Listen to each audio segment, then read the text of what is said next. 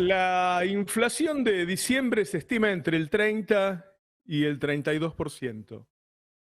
Es la más alta desde 1991, en un mes. Se estima que los salarios van a perder solo en diciembre entre un 12 y un 15%. Ahora, el tema que están mirando tanto la política como los mercados es cuánto se va a comer de la devaluación. Es decir, la suba del precio del dólar fue del 120%. Hay devaluaciones reales y devaluaciones nominales. Reales quiere decir que el dólar suba mucho más que el resto de los bienes y servicios. Es decir, el exportador quiere que vender su dólar y que las otras cosas no suban para que le bajen los costos. Si no, no te liquida. Bueno, muchos están empezando a pensar que el traslado a precios es tan rápido que para fin de febrero la devaluación va a estar anulada. Es decir, que la inflación entre diciembre, enero y febrero va a superar el 100%. Y vamos a llegar a una situación como si no se hubiera devaluado. Por lo tanto, el campo, que liquida la cosecha gruesa en abril, mayo, va a pedir otra vuelta de devaluación. Al mismo tiempo, va a ser tanta la caída del nivel de actividad que va a haber una recesión muy grande, va a caer la recaudación y Milei va a tener que hacer un nuevo ajuste. Ese es el gran problema de Milei. Es decir, para febrero ya va a estar bastante desgastado, va a haber mucha gente enojada con él. Imagínense si en ese momento el tipo vuelve a devaluar y vuelve a ajustar. El ancla, la forma en que él piensa parar todo esto, es una recesión total. Es decir, que la clase media deje de consumir tanto que los precios aflojen. Muchos estiman que la pobreza para marzo va a estar entre el 65 y el 70%. Es decir, casi toda la clase media va a pasar a ser pobre. Si la clase media pasa a ser pobre y prácticamente solo consume alimentos, gas, electricidad y transporte, deja de consumir todo el resto y en todo el resto empieza a haber despidos, se para la producción. Bueno, esa es una situación catastrófica. Ahora bien, ¿es el salario un ancla para el dólar o para los precios? Bueno, quizá no, porque se abrieron las exportaciones totalmente, es decir, las cosas que no consumimos los argentinos se pueden vender al exterior, no todas, no todas, pero buena parte de los alimentos sí. Por lo tanto, los alimentos pueden seguir subiendo aun si nosotros no consumimos. Es el caso de la carne, habría que decir del ganado, porque al poder exportar toda la carne, se sacrifica todo el ganado para exportación y por lo tanto tenés también menos leche, menos lácteos, menos quesos. Y lo mismo con el trigo. Bueno, saldrá más caro el pan, pero también los fideos, también los galletitas. Es decir, son muchos los productos que pueden seguir subiendo aun si nosotros no consumimos. A eso hay que sumar, este fin de semana se conoció que las empresas de gas están pidiendo aumentos desde el 350% hasta el 700%. Hasta el 700%. Es decir, que lo que vos pagues hoy se multiplique por 7. Una situación similar va a estar en el transporte y la luz. Eso te genera como una inflación de segunda generación. Es decir, una empresa te subió los precios, pero como ahora le suben los servicios, te vuelve a subir los precios. Es decir, es muy difícil dimensionar de cuánto va a ser la inflación y cuánto van a tardar en comerte todo lo que vos ganás. Hay un debate, obviamente, entre fuerzas políticas del país, sí. Yo creo que a pesar de los cacerolazos, hoy el debate lo va ganando el gobierno. Pero no porque el gobierno sea fuerte, sino porque los actores que hay atrás del gobierno son fuertes. Esa foto de la Asociación Empresaria Argentina con los nombres diciendo nosotros aprobamos el DNU, que en realidad te están diciendo nosotros hicimos el DNU, porque se sabe, cada vez hay más pruebas. El otro día se lo reconoció Funes de Rioja, Ernesto Teneman, que Funes de Rioja es el presidente de Copal, de la Cámara de Alimentos, que su estudio de abogados había formado parte del diseño del DNU. Esos tipos están llamando para presionar a diputados y senadores para que voten a favor del DNU. Es decir, que por un lado tenés a la gente en la calle y por otro lado tenés a los grandes empresarios. Hoy la lucha de clases más a la vista que nunca. No te la van a contar en La Nación Más, en TN, no te la van a contar. Pero eso es lo que está pasando ahora. De alguna manera, para frenar esto, para no llegar al 70% de pobreza, que va a pasar ahora, está pasando, es la gente en la calle la que puede detener esto, porque el lobby de los grandes empresarios va a terminar convenciendo. Recordemos que buena parte de los que están adentro del Congreso y que hoy están en contra del DNU, están diciendo que están a favor de lo que dice el DNU, que simplemente tienen un problema con las formas. Bueno, de alguna manera se la van a arreglar para que eso se cumpla. Y ahí vienen los alquileres, y ahí vienen las prepagas y un montón de cosas más. Se termina el derecho a huelga, digo, todo eso. Entonces, hoy la lucha quedó entre esos lobbies empresarios, las grandes corporaciones y la gente en la calle. Hay discusiones, aún en Unión por la Patria, aún en el kirchnerismo, si hay que salir ahora a frenar a Milei o hay que esperar a marzo.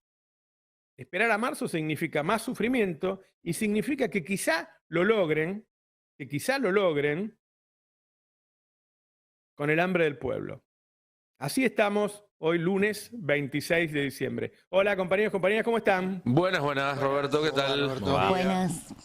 Un detalle nomás, los que pidieron 350% a 700% son las distribuidoras. Eso no incluye el precio de gas en Boca de Pozo, por ejemplo, que también tiene subsidios que se van a retirar. Con lo cual lo más probable es que no se te multiplique por 3,5 o por 7, sino por 10, 12, 15, como pasó cuando retiraron todos los subsidios al comienzo del gobierno de Macri. Claro. Tenés la producción, tenés los que lo llevan los cables de alta tensión, tenés los que bajan hasta tu casa, eso es en el caso de la electricidad, tenés tres partes. Sí. Y en el gas es más o menos parecido también. Sí. Y lo que va a pasar con los colectivos, ¿no? Lo que va a pasar con los colectivos. Eso me parece que es lo que más va a doler. Con el comercio. La luz en un comercio también es un costo de los que más pesan a la hora de después decidir a qué precio sale cada uno a vender lo que vende. Había muchos videos de la costa que está vacía. Sí, sí. No hay la costa. Tengo números de reservas turísticas, si querés, y también de algunos consumos estacionales de fiestas que dan una idea. Madryn está esperando para la primera quincena de enero con reservas al 15%, contra 80% que tenía el año pasado. Esquel, 30% contra 95% del año pasado. Córdoba, dependiendo la zona, la ciudad, la localidad, entre 55 y 60 contra demanda completa. Es decir, hace un año a esta altura del partido no podías conseguir en Córdoba para alquilar, hoy en día están apenas por arriba del 50%. En la costa atlántica ni te cuento. Pinamar, por ejemplo. 25 de diciembre, Mirá. 3 de la tarde. Nunca en mi vida vi Pinamar tan vacío. No hay gente ni en el centro ni en la playa. Los pocos que están en la playa son los vaqueanos o los que tienen casa.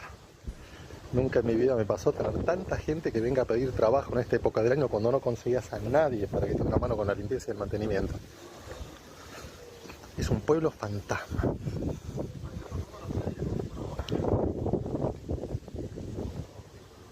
Bueno, a la noche vengo y veo de nuevo, a ver si vengo ahí. Un pueblo fantasma es la definición. Para enero tienen un 40% de reservas contra demanda completa de los últimos años de manera corrida, varios años, sacando la pandemia en el medio. Mar del Plata 50%, Jujuy 40%. Bariloche del 50 al 60%, todas localidades que en general a esta altura del año, insisto, están en el 85, 90 o más de reservas. Y si miramos lo que es consumo de Navidad, la carne se cayó un 50% de un mes a otro, algo que no había pasado nunca en la historia. O sea, el precio se fue al doble y la gente dejó de comprar. De un mes a otro, literalmente. Espumantes, que es algo que en estas fiestas es el gustito que se pueden dar a algunas familias para brindar y demás, 38% menos que el año pasado. Por cada 10 botellas que se vendieron en 2022, que tan mal estábamos, se vendieron 6 ahora. Y juguetes, que es en lo que la familia trata de no recortar, porque es Papá Noel, o sea, 6% menos que el año pasado. Es la peor Navidad desde el 2001. la verdad es que el escenario económico... Y esto con aguinaldo. Y esto con aguinaldo y con, Y el colchoncito. y con el Sí, colchoncito claro. que todavía puede llegar a tener alguno. Algún El sector. envión. Perdón, igual, ¿qué tal? Buen día, Roberto. Yo escuchaba con atención a Roberto planteando que este escenario que vos describís, Nico, es deliberado, ¿eh? Es una Sí. acción de gobierno. Sí, sí. Ahí hay una novedad en términos de relación con la sociedad que hay que ver cómo evoluciona. Volvemos siempre a lo mismo, que es la tolerancia social. Porque el experimento en curso tiene esa característica que es distópica y novedosa. Digamos, que es que en este primer tramo, por lo menos, de la gestión de gobierno, el gobierno le propone una recesión y un sector de la sociedad aplaude la recesión. La estanflación, ¿no? ¿Aplaudió? O sea, ¿Quién cuando... aplaude la recesión? Y hay un sector de la sociedad que el presidente le planteó esta inflación y lo banca. Hay un sector de la sociedad que lo votó para que ajuste No, y a después, otros. si vos ves cualquier encuesta ahora, Anda encuestas, no miro. Pues. bueno, habría que haber mirado un poquito las encuestas porque si no nos hubiese sorprendido tanto el triunfo de Milei. Porque en general, Ninguna encuesta dio el triunfo de Milei. pero sí el ascenso vertiginoso que tuvo. Y mucha gente decía, yo entre ellos, es imposible que un personaje de estas características pueda ganar. Y en realidad lo que estaban expresando las encuestas, no el número, yo no me refiero a la intención de voto, sino lo que representaba Milei. Ese malestar colectivo que representó Milei. Pero las encuestas también decían que mucha gente que lo votaba a Milei estaba de acuerdo con la educación pública, con la salud Por pública, supuesto, que no estaba dice de acuerdo eso, con sí. nada de lo que decían el Dice propio eso. candidato. Lo que yo planteo es que, en realidad no lo planteo yo, lo planteó Roberto recién. La novedad es que este plan de gobierno involucra una recesión, involucra este escenario que planteaba Nico. Sí. Entonces, el desafío político para la oposición es cómo se opone. Por eso, pero ahí yo creo que la pregunta, y siguiendo también lo que planteaba Roberto al inicio, es si la dirigencia se pone a la cabeza e impulsa el reclamo de esta estafa electoral o espera que los estafados electoralmente vayan saliendo a quejarse. Los Yo estafados electorales- consulté con una fuente del peronismo y me dicen, vamos a acompañar, vamos a estar. Bueno, por eso. Pero entonces me parece, vos decís adelante o atrás, yo yo- creo que se van a poner al lado. Tengo la misma Como para información ubicarlos y entonces eso es un geográficamente. problema porque los estafados van saliendo de a uno. Che, a mí me llegó la prepaga, bueno, salgo porque me llegó la prepaga. Después otro, no, a mí me llegó el gas, salgo porque me llegó el gas. Che, yo no pude ir a comprar el asado, salgo. Si eso no se organiza y si eso no cuaja en algo, como por ejemplo hay mañana Mañana, hay claro. movilización de la CTA y de la CGT en horario laboral sin paro. Lo cual es muy difícil que sea una movilización grande, que van a ir a llevar un nuevo amparo contra Difícil no el- es fácil de estigmatizar. No, Es y- una movilización De en un día gente- laboral. Entonces la gente que se moviliza no está laburando. Exactamente. Sí, Mirá, sí. es muy fácil de atacar esa Sí, movilización. sí, sí. Y se Por van a eso, cortar las calles, la- porque Pablo Moyano dijo, nosotros todos juntos en la vereda no entramos. Ya Y lo sí. advirtió. Por eso yo coincido con Roberto. Ahí hay una pregunta que es si la dirigencia política va a sentarse a esperar que la cosa suceda o va a ser un catalizador de que suceda. Yo creo que esa pregunta en realidad hay que responderla con una tercera opción, que es que la dirigencia política tiene que reconstruir los lazos que se rompieron con la sociedad, porque Milei en realidad es el emergente de una dirigencia política que dejó de representar. Totalmente. Y si el gobierno de Milei evoluciona de forma negativa rápidamente, como puede llegar a suceder en este escenario en el que estamos planteando, y esos lazos no se reconstruyeron, lo que venga después puede ser peor.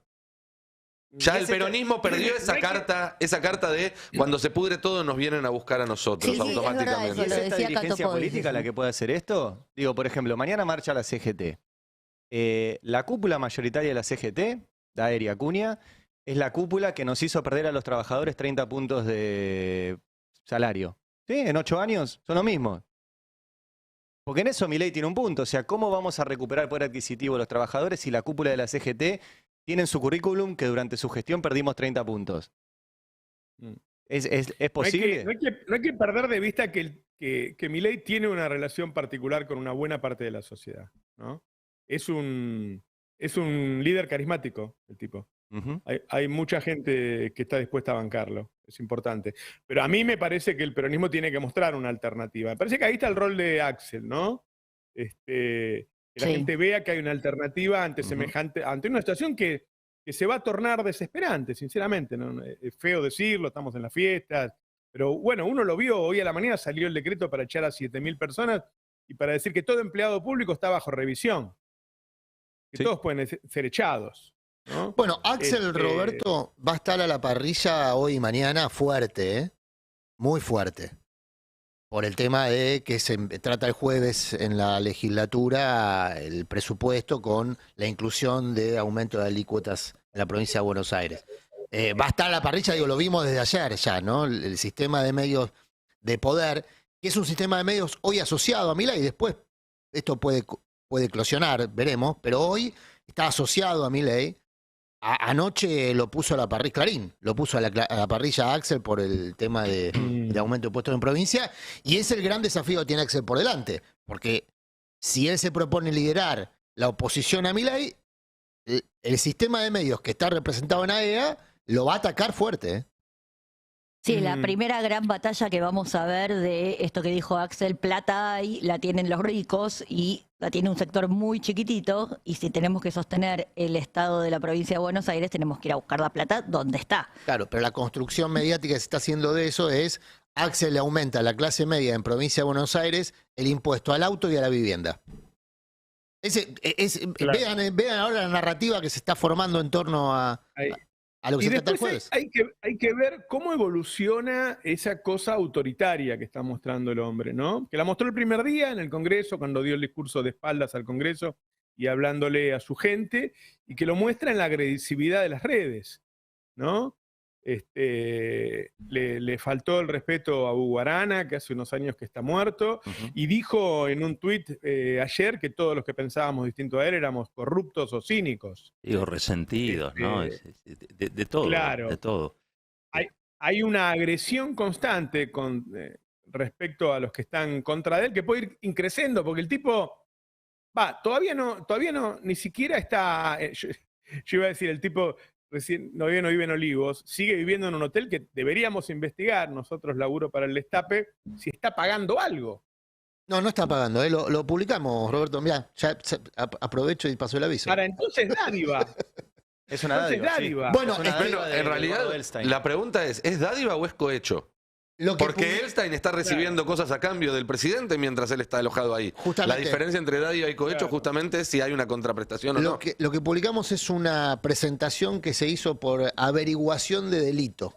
Es medio raro eso, averiguación. Se presenta, Sí, es como raro. salir a patrullar. Es raro, averiguación Claro. de delito, y se presenta como antecedente esta relación entre Elstein, que es el dueño del hotel, Sí. y el presidente, relación que tiene dos imágenes públicas muy fuertes.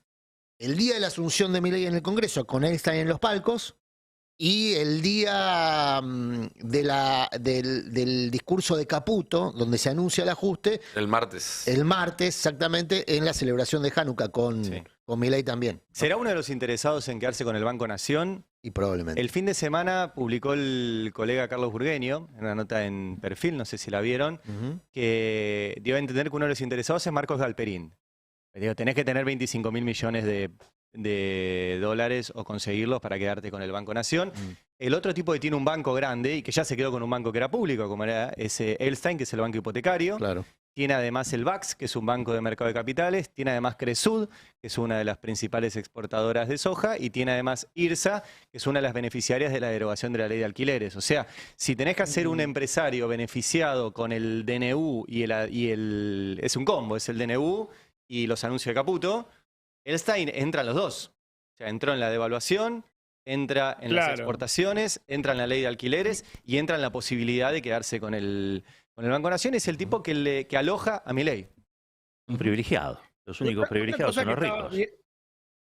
que estaba viendo yo es el enorme desafío para nosotros, ¿no? Porque son tantos temas para explicarle a la gente y el ocultamiento que están haciendo los grandes grupos. Digo, no sé, la semana que viene Visa le va a mandar un aviso a los pequeños comerciantes que ahora, en vez de cobrarle el 5% de comisión por el uso de la tarjeta, le va a cobrar el 20%.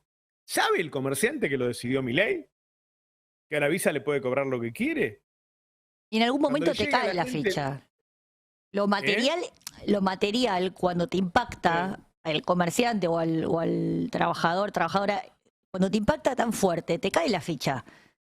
Te puede durar la excusa de, no, pero en realidad esto era la bomba que el peronismo estaba guardando para que le estalle luego. Bueno, cuando las papas arden esa discusión es fútil, digamos, queda en el aire. Lo importante es quién lo resuelve. Por eso me parece que el peronismo, más allá de quién lo lidera, la respuesta es cómo el peronismo puede aportar a la resolución de la crisis, que ya está en marcha, ¿no? Es que la paternidad de la crisis, esa discusión también dura 2 minutos, dura 2 segundos cuando las papas arden. Lo importante es que la resuelve, me parece. Hay otra cosa que uno ve, es la diferencia entre los que piensan que hay que acercarse a él porque va a ser un tipo poderoso y que todo esto le va a salir bien, y los que piensan que va a durar 3 meses. Digo, hay políticos que fueron candidatos a presidentes, más de uno, que abrieron una fundación así rápidamente, con lo cual, ¿se están preparando para ser presidente dentro de 4 años? ¿O están viendo que esto no cierra? Digo, la primer ministro de Inglaterra fue que duró 49 días con un plan así. 44. Liz Truss.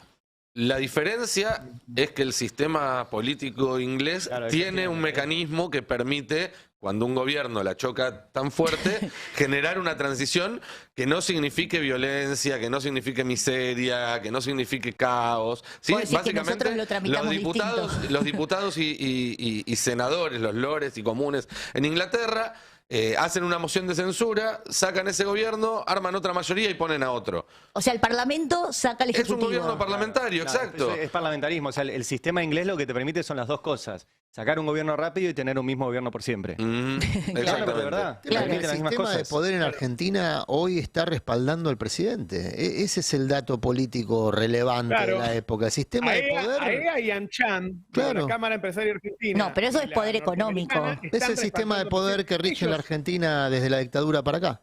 El sistema de poder decidió en su momento que De la Rúa no continúa, si no continuó. El sistema de poder decidió que Menem hiciera lo que hizo en los 90 y lo hizo. El sistema de poder es muy poderoso en la Argentina. Sí, seguro. Ahora, hay una posibilidad de resistir. Ellos tienen a un líder carismático y la tienen a Bullrich para que te caiga a palo en la calle. Claro. Hay una posibilidad de resistir de todos modos. Lo que pasa es que la resistencia en la calle genera demanda. Y esa demanda es para todos.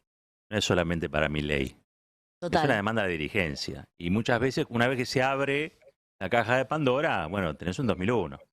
Entonces, yo no sé, digamos, si la dirigencia hoy está en condiciones de convocar algo que la puede después debilitar. Claro. Es un juego que se da... O sea, son dos planos que van jugando en simultáneo en esto, ¿no? La dirigencia no tiene por qué especular. O sea, la dirigencia tiene que poner la cabeza y el cuerpo y, entiendo, no desfasarse, pero tampoco estar cuidándose a sí misma. La dirigencia es Daer también, ¿eh? Bueno. Claro. No, y además hay un tema que yo creo que tenemos que tener muy en cuenta, que es, mientras tengamos una recesión, vamos a tener un plan de negocios en marcha. Las dos cosas van juntas. Entonces, mientras se apure esta recesión en la cual vamos a bajar nuestro consumo, va a bajar nuestra calidad de vida, nos vamos a tener que dar de baja de la prepaga algunos, van a tener que dejar de comprar comida a otros, de medicamentos, etcétera. Por el otro lado viene un plan de negocio fenomenal, que se puede armar muy rápido y te puede dejar establecidas condiciones por muchos años. Por ejemplo, el fin de semana estuvo Milei en lo de Mirta, que fue grabado, que lo comentó Caballero a la mañana, y volvió a mencionar a Elon Musk. Elon Musk, al cual menciona, casi que se le cae la baba cuando habla de él, pero lo volvió a mencionar no por el negocio de la internet satelital, que es lo que dijo en la cadena, sino por el negocio del litio. Mirá, ponelo. ¿Y Vaca Muerta? ¿Qué pasa con Vaca Muerta? Usted respete los derechos de propiedad y Vaca Muerta va a florecer, va a resucitar. Sí. No va a estar más muerta. ¿Lo dice en serio? ¿Seriamente? Obvio, lo estoy diciendo en serio. Estoy jugando con la metáfora. Sí. Pero porque el que va a resucitar la vaca. el eje central es el respeto del derecho de propiedad. Entonces, cuando usted respeta la libertad y el derecho de propiedad, las economías florecen. ¿Y el litio? En Jujuy hay mucho litio. Bueno, una de las cosas que me pasó es que me llamó Elon Musk y está sumamente interesado en el litio. Y también está muy interesado el gobierno de Estados Unidos y muchas empresas de Estados Unidos. Pero necesitan, ¿qué?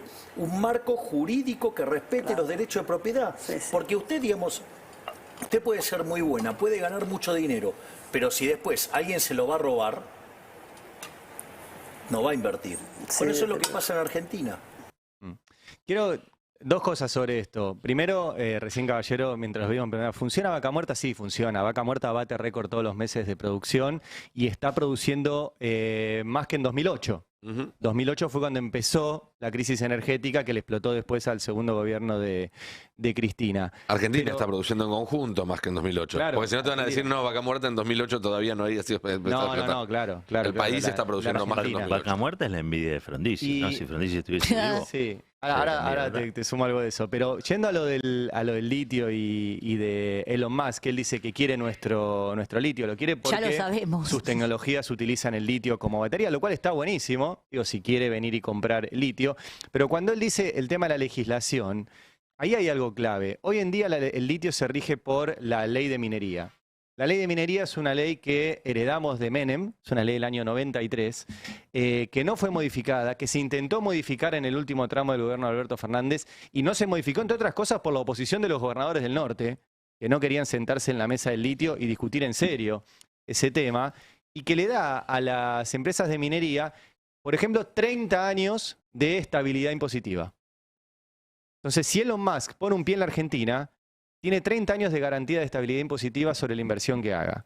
Le da también amortización absoluta de todo lo que invierte en maquinaria, etcétera, etcétera. Acelerada. La amortización es cuando vos decís, bueno, tuve que hacer este gasto y lo voy amortizando en el tiempo, en la inversión, y eso lo vas pasando al balance.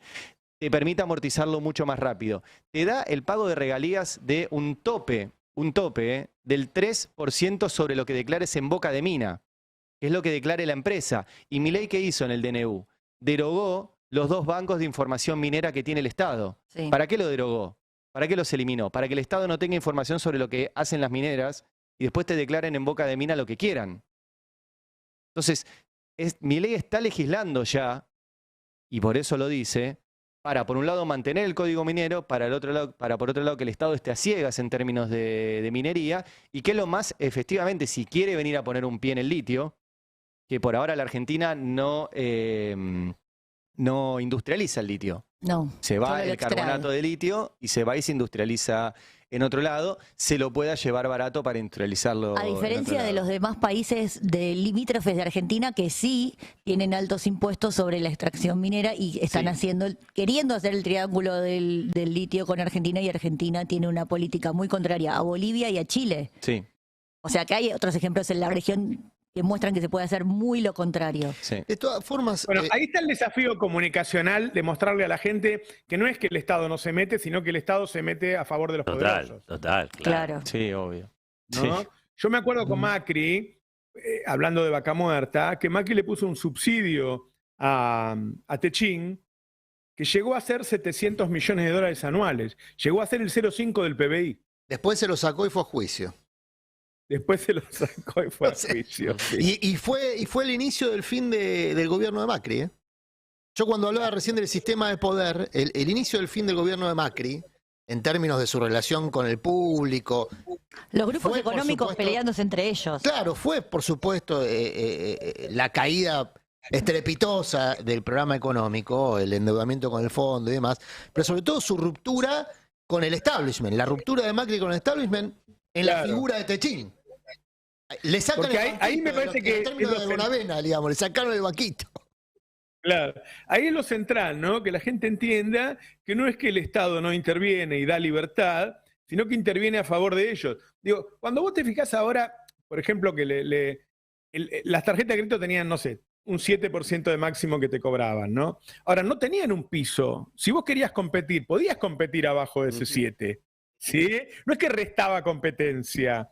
O en las prepagas, dice, no, ahora va a haber competencia. Y los tipos no tuvieron ningún problema en contar que se habían juntado para subir. Sí. Y uno subió 39,5 y el otro 40,5. Es decir, Bueno, no es que no crean el mercado, no, pero lo estoy viendo. Digo, lo hacen a la vista de todos, ¿no? Che, Adrián, ¿y cómo anda el poroteo? ¿Cómo lo ves vos Bueno, en el ahí hay un Congreso? tema que está muy asociado a lo que hablábamos recién, que es qué actitud va a tomar la oposición o la dirigencia política en su conjunto frente a este desafío institucional que hizo Milei al reformar más de 300 leyes a través de resoluciones en un decreto. Hay consenso dentro del sistema político de criticar las formas, ¿no? Si uno escucha radicales gente del PRO, naturalmente del peronismo, criticando las formas. Después hay disenso dentro de ese consenso respecto a qué hacer frente a eso, si oponerse, si, Claro. como hizo Lustó, pedir una ley espejo para levantar la mano y transformar el Congreso en una escribanía, pero que al mismo tiempo respete La forma. la institucionalidad republicana, lo que le daría al decreto mayor fuerza de ley, en términos de seguridad jurídica, algo que están reclamando algunos actores de poder. En algunos actores de poder dicen, este decreto habilita privatizaciones que después pueden ser cuestionadas. A mí me gustaría que salga por ley antes de poner unos mangos, ¿no? Está ese reclamo del sistema de poder. Muchos recuerdan el gobierno de Menem, cuando efectivamente se hizo por decreto, por ejemplo, la convertibilidad, o se impulsaron algunas privatizaciones que después fueron ratificadas por ley. Sí, pasaron por el Congreso, porque era exigencia de los inversores. Ujú. O sea, quienes, inversores entre comillas, ¿no? Los que iban a, porque era medio llave en mano todo. Pero quienes habían acordado ese negocio exigían una ley. Pero más allá de que el sistema de poder está discutiendo eso, vamos con el poroteo. Tenemos ahí una placa. Este trabajo que vamos a compartir lo están llevando adelante Andrés Snikovsky y Snikovsky, sí, y Guada González. Son dos argentinos que... No, el de las placas, perdón. Pido el de las placas. Ahí está. Vamos a ver con el poroteo.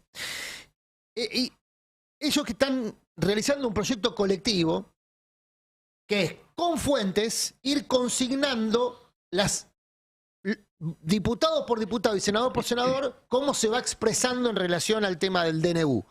Y a partir de ahí van haciendo una estadística de cómo viene la intención de voto, digamos, cuando esto se trata en el Congreso. Recordemos que hoy se activa el Congreso en extraordinarias, mañana llega el proyecto ómnibus, pero hoy ya está en condiciones el Congreso reactivado para extraordinarias de conformar la comisión bicameral de DNU, que es la que va a tener que tratar en dictamen esta situación. Bueno, Esta es la foto actual. esta es la foto de este proyecto colectivo que están haciendo Andrés Snikovsky y Guada González, donde te muestra en el Senado que en contra hay un 51.4% que ya se expresó. 8.3% posiblemente en contra, personas que forman parte, por ejemplo, de Unión por la Patria, pero todavía no se expresó. Fíjate que hay una gran mayoría de Unión por la Patria que ya se ha expresado. Posiblemente a favor, ahí tenés muchos radicales. Y a favor, bueno, los libertarios más algún pro. Y sin datos, 18.1. Pero si uno toma esta foto, el 18.1 es determinante. Perdón, no es determinante. El 18.1 no modifica los porcentajes. No pasaría. En el Senado no. Pero recordemos que para rechazar un decreto se necesita el rechazo de las dos cámaras. Ujú. Vamos a ver qué pasa en diputados con la otra placa, por favor. En esta placa vemos que acá sí está más complicado. Posiblemente en contra 19.8, en contra 34.6, sin datos 8.6, a favor 21.4 y posiblemente a favor 15.5. Acá estás teniendo un 37, digamos, a favor, 8.6 sin datos, y el en contra y el posiblemente en contra está arriba del 50. ¿Pero por qué digo más complicado? Y porque posiblemente en contra es un espacio lábil. Digamos, posiblemente en contra, ahí no tenés, como ocurre en el Senado, que hay un bloque, como Unión por la Patria, o dos bloques, digamos, articulados, ese interbloque, que es identificable, mensurable. En diputados está más ¿cómo se llama? Sí, más heterogéneo. Fraccionado, exactamente, es más heterogénea la composición. Ahora, ¿qué es lo que a qué apuesta el gobierno? A que las diferencias en diputados metan el DNU en el cono del silencio, que es la tradición que viene teniendo el Congreso con los decretos de necesidad de urgencia. Si no me creen, ahora vamos a ver Es una manera de avalarlo. la forma de aprobarlo, Claro, en el Congreso, la forma de aprobar, de convalidar un DNU es no tratarlo. En los hechos. En los hechos. Vamos a ver esta estadística muy contundente. Esta estadística que forma parte de otra placa que ahí está, mirá. Es muy contundente esto. La respuesta, esto es un trabajo que hicieron dos politólogos, ya les paso bien el nombre, pero básicamente lo que consignan es que del 83 al 2017, este trabajo, este es un paper que se hizo en el 2017, todavía no está entonces consignado los de Alberto, pero el comportamiento es más o menos lo mismo. El silencio permitió aprobar 84.2% de los decretos. La aprobación... Este no es un decreto cualquiera, ¿no? Hay de todo en la historia en este 84.2%, ¿eh? Pero coincido con vos. Vamos a estar todos mirando a ver qué hacen. Lo que digo es que la tradición, el 84.2% de los decretos se aprobaron por silencio. Sí. Y solo o sea, acá con silencio aprobás que se restrinja el derecho a huelga. Sí. Claro. Hay algo más. Pero perdón, y termino con esto, ¿eh? Haciéndose los tontos sería silencio, ¿no? Sí. Sí, por omisión. Dejándolo pasar, porque acá lo que están diciendo, esta es la apuesta del gobierno, que el DNU rija de facto. ¿Qué significa esto? Claro. Que como no están incorporados en extraordinaria el DNU, recién el Congreso lo podría tratar en marzo. No, acá, eso igual no es así, ¿eh? Bueno, hay interpretaciones diversas. Si se junta el número, se puede tratar el DNU incluso. Claro, bueno, la apuesta del gobierno, dije yo. Bueno. No, la apuesta del gobierno es que no se junte el número, justamente por lo que estábamos viendo recién, que en diputados... Entonces es lo mismo antes de marzo o después de marzo. No es lo mismo, porque en marzo vos podés hacerlo con mayoría simple y en tablas, o con dictamen o sin dictamen. Y lo que sostiene el gobierno es que de todas formas en marzo mucho de esto que ya está planteado en el decreto va a estar vigente y operativo. Eso es ya. Bueno, pero... a ver, che, las prepagas ya subieron. Claro. En los alquileres está pasando que lo están pasando a dólares los propietarios, en muchos casos. Sí. Hay cosas que ya están ocurriendo. Claro, o sea, lo que decía el sábado Catopodis cuando charlábamos era, no podemos quedar entrampados en la discusión sobre si se compone o no la bicameral para de recién ahí poder tratar el DNU. Eso es una trampa de la casta justamente, del palacio. O sea, la vida pasa por otro lado, la política tiene que pasar por otro lado. Lo que estamos discutiendo, más allá de cada uno de los efectos puntuales del DNU, y por eso yo tampoco coincido con la caracterización de forma y fondo, creo que la forma acá es más que la forma, porque estamos hablando de un DNU que fue confeccionado por estudios de abogados privados. Estamos hablando de que si este DNU pasa, Argentina deja de ser una democracia y pasa a ser una plutocracia. ¿Qué es una plutocracia? El gobierno de los más ricos por la fuerza bruta de su poder económico. Y este DNU es eso, se privatiza el Congreso de la Nación. El Congreso, que es el poder legislativo, el encargado de normar la vida de todos los argentinos, le cede esa prerrogativa a los 3 o 4 estudios de abogados que representan a las grandes empresas. Eso es lo que estamos discutiendo. Después vemos lo de las prepagas, después vemos lo de los bancos. Obviamente que uno por uno esas cuestiones hay que discutirlas y hay que tratar de desarmarlas. Pero desarmarlas va a ser imposible si la política no logra ponerle un freno al avance del gobierno del dinero. Y ahí está volviendo a lo anterior, digamos. ¿Vos te pensás que solamente reparten en Casa Rosada? No, por supuesto que va a jugar la Banelco acá. Pero acá estamos volviendo a lo anterior. Si la política quiere volver a representar a la sociedad, si la política quiere volver a representar a la sociedad, necesita mostrar que es distinto que esto.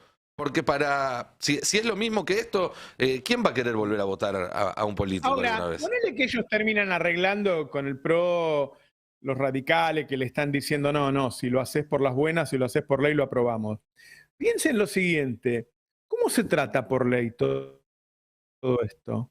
Vos podés al mismo tiempo ponerte a analizar la ley de tierra, la ley de fuego, la CSA, la huelga, las tarjetas de crédito. Y cuando vos pensás en eso, además, una persona pensó en todo eso. Sturzenegger sabe sobre fuego, sobre SA de fútbol, sobre huelga, sobre tarjetas de crédito. Tanto sabe. ¿Qué es?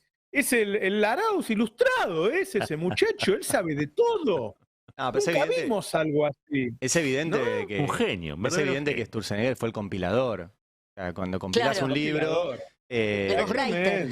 Yo me acuerdo cuando arrancó el gobierno de Macri hicimos un libro sobre los 100 días de Macri. Y bueno, yo no sabía de todos los temas. Entonces cada capítulo lo escribió alguien que sabía de economía, alguien que sabía de internacionales, alguien que sabía de justicia, alguien que sabía de medios.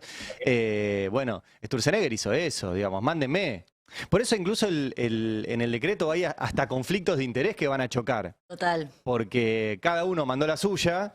Y después van a chocar entre ellos. Pero lo que pasó fue eso. El tema siempre es cómo se lo presentás al público, ¿no? Yo ayer veía en TN que trajeron un economista y contaba en tono neutro que ahora las tarjetas van a competir con los comerciantes. Competir ya podían competir, tenían un techo, no tenían un piso. Entonces lo cuenta como que está bueno. Imagínate, cuando Visa le cobre más al kiosco de la esquina de gasto, el kiosco de la esquina te va a tener que cobrar más a vos. Sí. Y cuando se siente con Carrefour, Carrefour le va a decir, no, flaco, yo si vos me querés subir, yo no, en Carrefour no hay más Visa. Entonces a Carrefour no se lo va a subir. Entonces la concentración va a ser mayor. Entonces vamos a tardar un buen tiempo en darnos cuenta de la cantidad de cosas, porque por algo se regula. Uno puede estar en desacuerdo con alguna regulación en particular, pero en general se regula justamente para que el pez grande no se coma el pez chico, ¿no? Eso va a tardar un poco la gente en entenderlo, en tanto y en cuanto lo engañen. Los medios lo engañan. Sí. Acaba de salir... Ellos tienen a los grandes medios y tienen una gran potencia en las redes. Y no se olviden del tema de que le sacaron la pauta a todos, pero al que le duele es al pequeño medio. Sí. Yo no lo veo muy dolido a Clarín con la cantidad de negocios que le han dado con el DNU. Pero ahí estás mencionando una cosa muy interesante. ¿Qué va a hacer Clarín frente a la competencia de Elon Musk? ¿Qué va a hacer Techin frente a la competencia de Chevron? A Techin le dieron YPF, pero hoy la principal empresa exportadora de vaca muerta es Chevron, y es la que tiene la concesión. El segundo es Petronas de Malasia. Entonces, estaba viendo recién las estadísticas. En el 2022 se duplicaron las exportaciones argentinas a Estados Unidos. Todo explicado por petróleo de vaca muerta. Eso es Chevron, que tiene habilitado un negocio extraordinario, digamos. Contra eso va a competir, entre comillas, Techin con la palanca de vaca muerta. Bueno, esas disputas de poder, que son las que vimos en los 90, cuando venían extranjeros con un monedero, porque la Argentina había quedado muy barata, y compraba empresas de indumentaria, textiles, empresas de servicio público, petrolera, compraba, estaba todo en venta. Este decreto pone todo en venta. Ahora, el sector privado argentino, todos estos años muy protegido y por eso pudo crecer y pudo hacer la guita que hizo, habrá que ver si acepta competir. Yo no los veo compitiendo, la verdad. Yo creo que va a haber autotachadura. Claro. Yo creo que el Ejecutivo va a ir... A ver, por ejemplo... Para eso está la justicia, Roberto, a eso iba yo, El campo de disputa de eso no va a ser el Congreso. Claro. El Congreso se va a hacer el tonto. El Congreso se va a hacer el tonto. Va a ser la CIMPO. Claro, todo eso va a ir a la justicia. No tiene ninguna salvaguardia ahí. Dice, importaciones totalmente libres. Quiere decir que está habilitando el dumping, por ejemplo. Claro. El dumping significa que un país te exporte a vos más barato que lo que vende en su propio país. Para romper el mercado. Bueno, ahí es un problema para Techin. Ahí es un problema para Techin. Los caños de los chinos. También hay algo que se está viendo en el consumo, que es que al mismo tiempo que Argentina se volvió de repente muy cara en dólares, en 2 meses pasó de ser un país baratísimo en dólares a ser un país caro en dólares. Entonces vos vas al supermercado hoy y algo que no pasaba hace muchos años, que es el mismo producto importado o fabricado acá, no te digo que te salen exactamente lo mismo, pero ya el importado no te sale el doble o el triple que el fabricado acá. Te sale un puchito más. Hay importados que están más baratos. Y hay algunos importados, en algunos rubros están más baratos. Eso es industria argentina que se cae, que se muere. Claro, trabajo Y ojo, roto, y no son los empresarios los que van a sufrir esto, porque muchos dicen, por ejemplo, en el sector textil, dicen, bueno, que se fundan porque siempre están protegidos y ponen los precios carísimos. Cuando se da vuelta la ecuación, los mismos empresarios son los que cierran la fábrica y abren importadora. Los que pierden son los trabajadores, no los empresarios. contarte una anécdota? Lo que El pasa es que no sábado- les sí, interesa el mercado interno a este proyecto que está tan bien descrito en el propio DNU. No les interesa el mercado interno, les interesa exportar. Incluso la queja que habían tenido las economías regionales de que les habían puesto un 15% de retenciones, lloraron y al segundo se lo sacaron.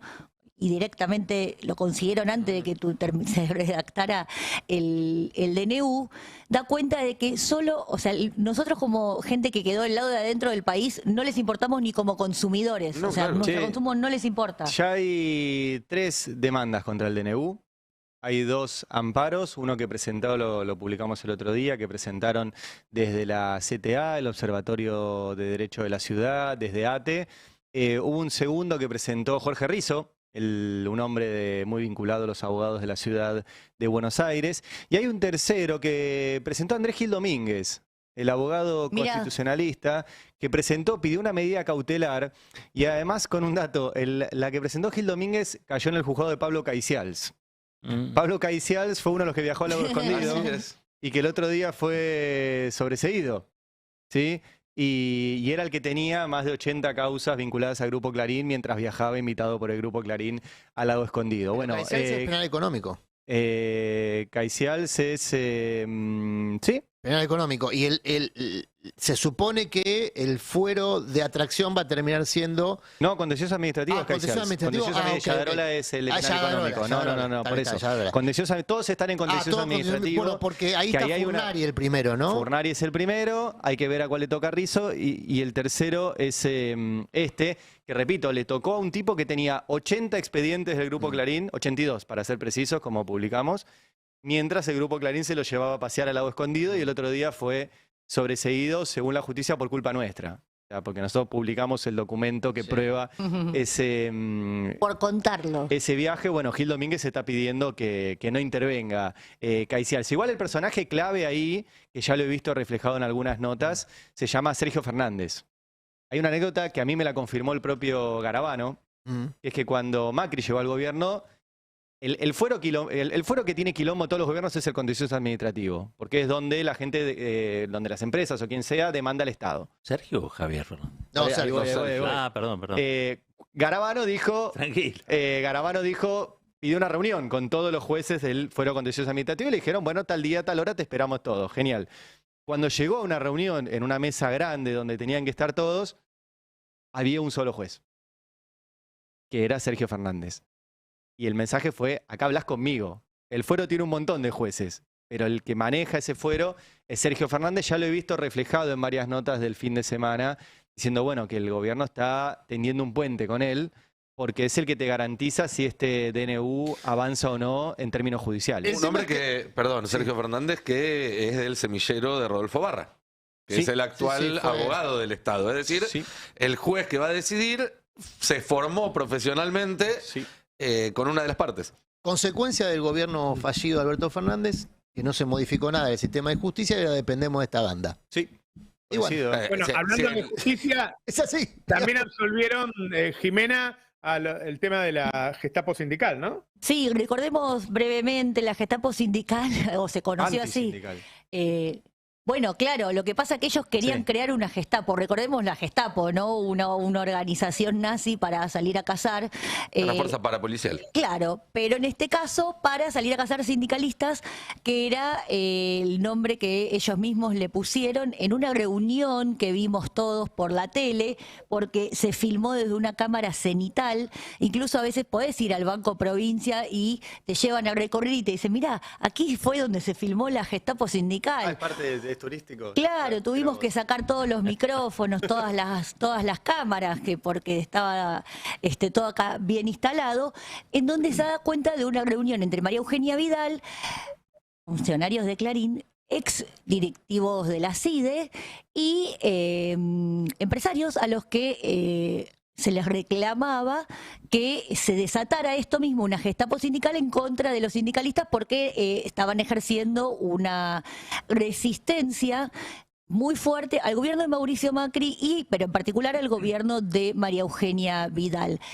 Esta reunión filmada se da a conocer durante el gobierno de Alberto, se comienza la causa judicial porque es un escándalo porque tiene todos los condimentos, tiene funcionarios de Clarín, Exide, empresarios pidiendo que se arme una fuerza de choque para salir a cazar sindicalistas y la gobernadora de ese momento, María Eugenia Vidal. O sea, como anfitriona, porque recordemos que María Eugenia Vidal no gobernaba desde la Casa de Gobierno bonaerense, sino desde las oficinas del Banco Provincia que estaban aquí en Capital Federal.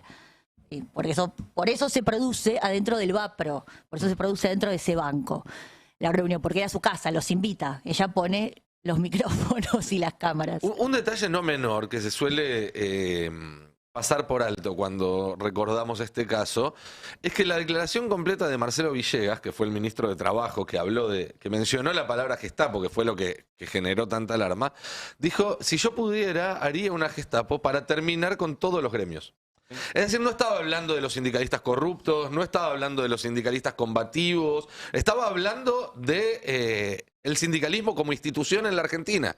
Ese es el país en el cual piensa esta gente, un país donde los trabajadores no puedan organizarse para defender sus propios intereses. Y además algo peligroso, la justicia está avalando cosas muy graves. Digo, en este caso no dicen que no sucedió. Claro. Dicen que sucedió. Es difícil decir que no sucedió cuando está todo ahí. Claro, pero es bueno, verdad. está filmado. Es que justamente Mismo dicen criterio con el tema del lago escondido. Dicen que sucedió, Claro. pero que la culpa la tiene, esto es real, está en el expediente, que la culpa la tiene el gobierno de Alberto Fernández por encontrar el video. Y que lo que hay que investigar Es cómo se encontró el video. Esto es real, está en el expediente. En el caso del espionaje a los familiares de la San Juan, dicen, el espionaje a los familiares de San Juan existió, pero eran personas que ponían en riesgo la seguridad nacional y la seguridad presidencial. Entonces en el estaba caso bien espiar. En el caso del lago escondido dicen el viaje existió, pero el error fue nuestro que publicamos la prueba del viaje. Entonces hay que investigar, que es lo que creo que van a hacer, de dónde salió la prueba del viaje. O sea, además, digo, si no hubiéramos publicado la prueba del viaje, tampoco lo hubiera investigado la justicia. No, claro. Digo, si se investigó, si se llegó a conocer, es porque el periodismo lo investigó y lo publicó. Hay un dispositivo muy fuerte que está no solo encubriendo y dictando los sobreseimientos de todos los involucrados, sino que está dejando por escrito jurisprudencia para el espionaje, para la persecución, para las dádivas, para la corrupción. O sea, están dejando por escrito en fallos judiciales que todo eso está permitido. Durante el gobierno de Macri, no solo Macri fue una estafa electoral porque te prometía alegría y te ajustó, o sea, Macri mintió en la campaña, no dijo lo que iba a hacer, sino que todo lo hicieron clandestino, o sea, el espionaje ilegal y todo eso fue clandestino. Están habilitando ahora el espionaje a la vista y la persecución a la vista. Ahora, vos fíjate que en Brasil, cuando aparece el Telegram, en donde hablaba, creo que el juez con la fiscalía, ahí hay un cambio, hay un clic en Brasil a partir de ahí. Por más que obviamente apareció de una manera, digo, como aparecen estas cosas. El periodismo llega a una fuente, se lo da, y la forma en que lo consiguió la fuente es un problema de la fuente, ¿no? Acá nosotros hicimos un trabajo similar al que ocurrió, mostrando el conturbenio, mostrando cómo se ponían de acuerdo, cómo Clarín manejaba a jueces y fiscales. Pusimos la prueba y en el país no cambió nada. Las visitas a Olivos, por ejemplo, lo mismo. Nosotros mostramos eso. Las visitas a Olivos también las publicamos nosotros. Claro. Y en el país no cambió nada. Pero lo que cambió en Brasil, Roberto, vuelvo con lo mismo, es que el Folia de San Pablo y la Corte Suprema decidieron que aquello que habían avalado para ponerlo a Bolsonaro, ahora debían confrontarlo para sacarlo a Bolsonaro. O sea, el sistema de poder decidió contar la historia de manera opuesta a como la había contado. No es que cambió algo porque el sistema de poder lo quería sacar a Bolsonaro, si no, no hubiese cambiado nada. Bueno, ahí quería llegar, porque esa es la diferencia entre la burguesía brasileña y la no burguesía argentina. Los tipos se dieron cuenta en algún momento que Brasil ya no era la sexta potencia, era la 13 o la 14. Es decir, que su monstruo los estaba hundiendo. Claro. Sí, sí, cuando la Ford no frenaba por la pandemia, pero después, porque no había restricciones, pero después tenía que frenar porque tenía la mitad de su plantel enfermo o fallecido, ahí se empezaron a preocupar que era necesario un Estado. En Brasil pasó algo que en serio, vos lo contás y parece un cuento de ficción. La misma corte que lo metió preso a Lula después lo sacó. La misma corte, revisando sus propios argumentos. Ahí lo que cambió fue que el sistema de poder representado en la industria paulista decidió que Bolsonaro los estaba perjudicando. Acá el problema es la falta de poder ciudadano, la verdad. Digamos, todos miramos esta película desde un lugar cada vez más pasivo. Es muy difícil que pase eso con Milei, porque Bolsonaro era un empleado de ellos. Perdón. Nosotros la parte nuestra la estamos haciendo. No, nosotros no me refiero al destape, me refiero a la ciudadanía en general. No, bueno, pero por eso... Y a la dirigencia política que no representa, porque en definitiva lo que pasó en Brasil también fue eso, que la dirigencia política diluyó su representación, está diluido en términos parlamentarios. Si vos vas al Parlamento está sumamente fragmentado. Ese es el poder, por ejemplo, de la industria paulista, que en el Parlamento nadie tiene el poder, digamos. Pero el tema son los representantes, el tema es la política. A ver, socios del Lofer hubo hasta en el peronismo. Es decir, socio del Lofer estuvo el PRO, estuvo el radicalismo, por lo menos por omisión, digo, ¿no? Por lo menos por omisión. O sumarse de vez en cuando, como decimos de Corea del Centro. Sumarse así a la pasadita. Por ¿no? omisión decir, por ejemplo, no bajar a dar quórum cuando se determinaba el desafuero de un exministro. Eso es colaborar con el Lofer. Eso fue colaborar con el Lofer. Julio De Vido. En el caso de Julio De Vido y la Cámpora. Y ahora está pasando lo mismo. Digo, cuando dicen, no, si lo mandás por ley te lo apruebo. ¿En serio eso van a aprobar? Entonces tenemos un problema de representación muy grande. El otro día, en la reunión ahí donde estuvieron todos, en la provincia de Buenos Aires, que estuvo Axel, estuvo Massa, estuvo Máximo, estuvieron legisladores de la provincia de Buenos Aires y de la Nación. No todos estaban seguros de que había que salir ya mismo a frenar esto. Entonces, hay un problema de representación grande que no... Vos fíjate que cuando uno quiere discutir lo que pasó en estos 4 años, se enojan. Y si no discutimos lo que pasó en estos 4 años, ¿cómo va a cambiar el campo popular? Si fueron 4 años terribles, nunca tuvimos un gobierno peronista así, porque vos podés estar... A mí no me gustaba el menemismo, pero el menemismo fue exitoso. Se quedó 10 años. Algunos pueden no gustarle el kirchnerismo, pero el kirchnerismo se quedó 12 años. Esto fue una porquería. ¿Y quién puede tirar la primera piedra acá? Si fuera un desastre. Entonces, hay un problema de representación. Nosotros estamos haciendo nuestro laburo. Ahora, ¿y quién toma el guante de eso? Bueno, Y la verdad que tenemos una élite de mierda. Tenemos una élite de mierda. En el cacerolazo de la semana pasada, el miércoles y el jueves fue, Sí. miércoles y jueves, se volvió a escuchar que se vayan todos. Sí. Que era algo que en la Oíme, campaña era un rumor medio asordinado, porque parecía Milei como quizás el que podía canalizar ese reclamo. Hoy Milei dejó claro que es parte del todos. Claro. Entonces, Mirá, hay dirigentes de Juntos por el Cambio, para decir así en general, que hoy le tienen miedo a la Asociación Empresaria Argentina y a la Nación Más. Le tienen terror a la Nación Más. bueno, pero... Terror que los nombren. Los periodistas de la Nación Más, los principales, están tarifados. Y si no le das una cantidad de guita por mes, te destrozan. Y si aún dándole la guita que le das, te pones en contra de los objetivos más importantes que tiene la Nación Más, como es este DNU, entre ellos, te destrozan. Entonces, hay un montón de dirigentes en Argentina asustados. A lo mejor tenemos que buscar una palabra que no sea dirigente. Por el poder de ¿no? los grandes empresarios y de un canal de televisión. La puta madre, querés representar a la sociedad y le tenés miedo. A mí me basurean todo el tiempo. Mirá si me voy a callar la boca por la cosa que me dicen. A lo mejor tenemos que buscar una palabra que no sea dirigentes, porque no dirigen a nadie. Sí, el decreto habilita el pago en especias, ¿no? Y me parece que en la Nación Más fueron pioneros en tarifar en especias. Claro. Pero también hay de eso en el Congreso. Y guarde con el pase de Jonathan Viale a TN, porque puede ser el comienzo de la radicalización de TN, que siempre tuvo, ellos armaron todas las causas, Lofer, qué sé yo, no tuvo la parte de odio de la Nación Más. Y el campeón del odio, Viale, va al horario central, a las 21 horas. Bueno, que es el tipo que realmente además está sacado, ¿no? Ahí está de lo que hablábamos hace un ratito. Yo tengo como dato, digamos, no, vamos a ver cómo evoluciona, que la intención de las corporaciones es confrontar en tribunales. Ahí cuentan con ventaja Clarín, Techin, que se las ve muy tranquilas frente a un decreto desregulador que se supone que las complicaría en la letra, ¿no? Porque las pondría a competir cuando básicamente su poder radica en ser oligopólicos o monopólicos. Que no haya otro que haga hierro del 5. En la justicia lo podés diseccionar el DNU. Exactamente, ahí voy. Vos podés anular artículos, podés modificar el espíritu de algunos artículos, podés declarar inconstitucional algunos artículos y otros no. Ahí se tiene mucha confianza.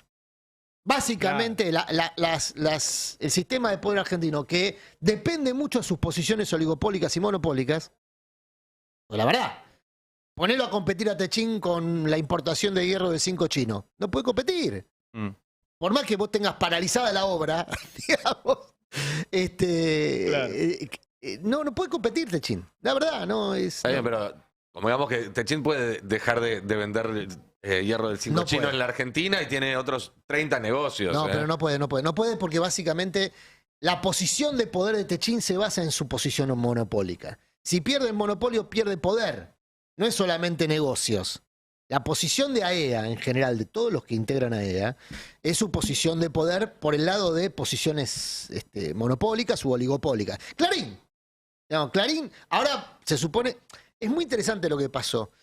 No se deroga el decreto 690, es el decreto de Alberto, que regula las... No, ese ya está anulado. Está anulado por la justicia, pero no está anulado por... No, pero no está desregulado. Vos hiciste 300 normas para desregular decreto y se te olvidó uno que pero no lo necesitan. ¿No lo necesitan? ¿O lo necesita Clarín que siga activo? ¿Clarín necesita o no necesita que el Estado eventualmente pueda regular? Hoy no lo puede hacer el Estado porque está bloqueado por un juez que responde a Clarín. Pero Clarín puede desbloquearlo, puede desbloquear al juez, puede desbloquear el decreto y exigirle al Estado que regule a su favor, porque el decreto lo habilita al Estado a regular. Entonces, ¿qué le conviene a Clarín? ¿Que el decreto no exista o que el decreto exista, esté en remojo y que lo saque Clarín cuando lo necesita para que el funcionario de turno del área de telecomunicaciones regule a su favor? ¿Por qué? Porque ahora Elon Musk va a tener que competir en la Argentina con las reglas de la Argentina. Sí, igual no compite, digamos, Elon Musk da televisión satelital, Clarín no tiene, internet satelital.